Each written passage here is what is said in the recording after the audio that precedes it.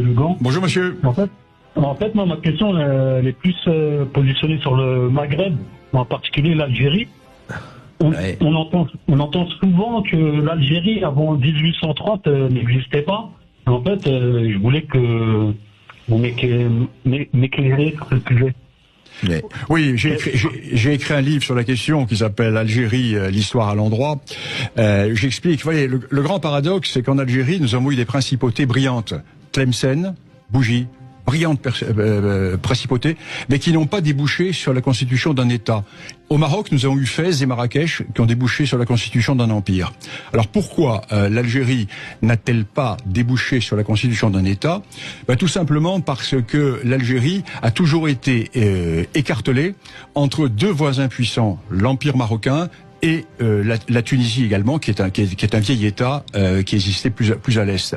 Et l'Algérie est passée ensuite directement sous la colonisation turque au XVIe siècle, jusqu'en 1830, et après sous la colonisation française. Et c'est la France qui a créé l'Algérie.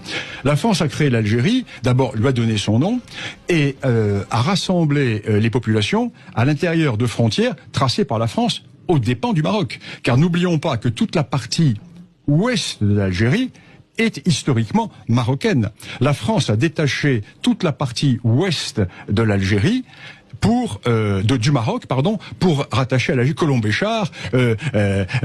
Toutes ces oasis sont des oasis qui sont marocaines. Tindouf est une ville marocaine. Et la France a donc créé l'Algérie, a constitué l'Algérie. Et plus encore, la France va lui donner le Sahara, qu'elle n'a jamais possédé, pour une raison très simple, c'est qu'elle n'existait pas. Et De Gaulle va rattacher le Sahara à l'Algérie, et va créer cette Algérie, qui est un État qui naît véritablement au mois de juillet 1960. C'est le grand problème du Maroc et de l'Algérie, le grand problème de l'opposition entre ce vieil État marocain millénaire qui existe. Savez-vous que quand Hugues Capet est élu roi de France, au 987. Et quand Hugues Capet est élu roi de France, la monarchie marocaine existe depuis 2 siècles.